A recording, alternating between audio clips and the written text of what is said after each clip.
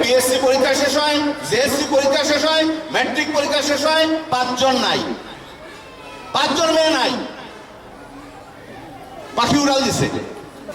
Officer in charge সদ্য জনাব শাহিদ মাহমুদ খান, Gabtali model থানার অফিসার ইনচার্জ সদ্য জনাব শাহিদ মাহমুদ খান, আমি তাকে তার মূল্যবান বক্তব্য প্রদানের জন্য বিনীতভাবে অনুরোধ জানাচ্ছি।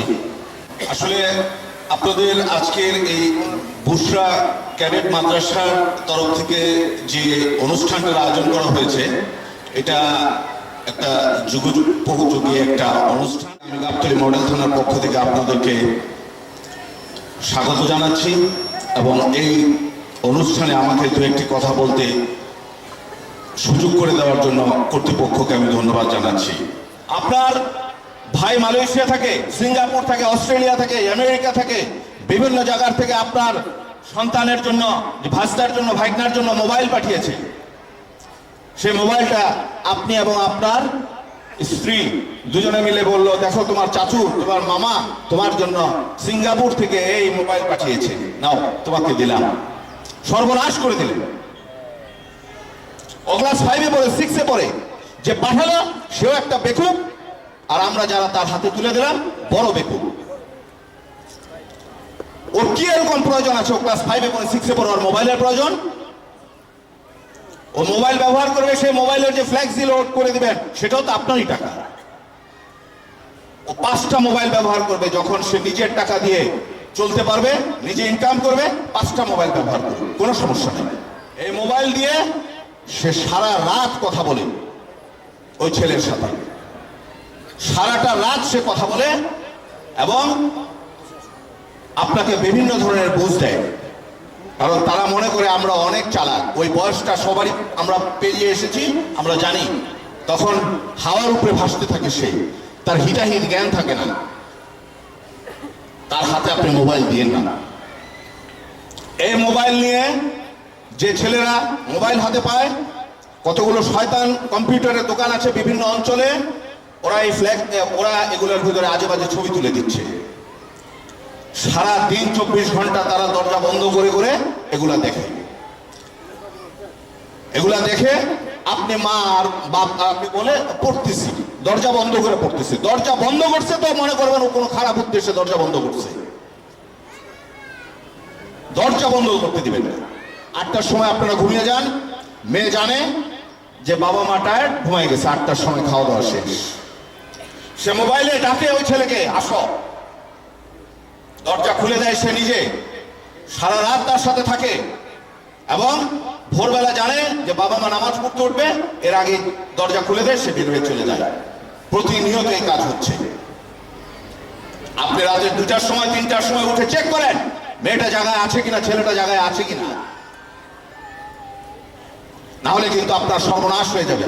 যার জন্য দিনরাত পরিশ্রম করছেন সব শেষ। পুলিশের কাছে যাবেন, একটা মামলা হবে, আসামি ধরবে, জামিন হবে, আপনার কি হলো? সব শেষ হয়ে গেল। প্রথম থেকে সতর্ক হন। সতর্কতার কিন্তু কোনো মান নাই। যেমনি ভাবে মায়ের নাই, আপনি মোটরসাইকেলটা কোথাও রেখে আসছেন, লক করে আসেন, কাউকে বলে আসেন, কিংবা 5 টাকা 10 টাকা দিয়ে আপনি ওই যেখানে 5 টাকার বিনিময়ে মোটরসাইকেল রাখেন সেখানে রাখেন, আপনার 2 লক্ষ টাকা বেঁচে যাবে। আর এই মোবাইলের ব্যবহারে সমস্যা কোথায়? এই ছেলেগুলা, বিশেষ করে ছেলেগুলা কিডন্যাপগুলো কিভাবে হচ্ছে? এই ছেলেটাকে একটা মেয়ে দিয়ে ফোন করাবে, ফোন করে বলবে যে ভাইয়া আমার তো 50 টাকা বা 100 টাকা ভুলে আপনার মোবাইলে চলে গেছে। স্বভাবতই ছেলেরা মেয়েদের কণ্ঠ পেলে পরে একেবারে আবেগপ্রবণ হয়ে যায়। এইভাবে তার সাথে একটা খাতির করবে, আচ্ছা ঠিক আছে আমি দিয়ে দিচ্ছি। এই খাতির করতে করতে, ভাইয়া ওই দিন আপনি আমার টাকাটা ফেরত দিচ্ছেন, আপনাকে অনেক ধন্যবাদ, এই হ্যান ত্যান, তার সাথে গল্প করতে করতে বলবে যে আমি ওই গাবতলীর এই জায়গায় আসছি, আপনি একটু আসেন, আপনার সাথে দেখা করবো। সে তো পাগল হইয়া মা বাপের মৃত্যুবার্ষিকী থাকলেও ওই ফালায় রেখে সে চলে যাবে। আর ওখানে যাওয়ার সাথে সাথে আরেকটা সিএনজিতে করে তাকে নিয়ে উঠাও চলে যাবে, তাকে টোপ ফালাবে ওই মেয়ে দিয়ে, তাকে নিয়ে চলে যাবে। যে আরেক জায়গা থেকে ফোন করবে, আমাকে তো এখানে আটক রাখছে, 1 লাখ টাকা নিয়ে আসো, নাহলে তো আমাকে মেরে ফেলতেছে। এবার 1 লাখ টাকা দেন, 10 লাখ টাকা দেন,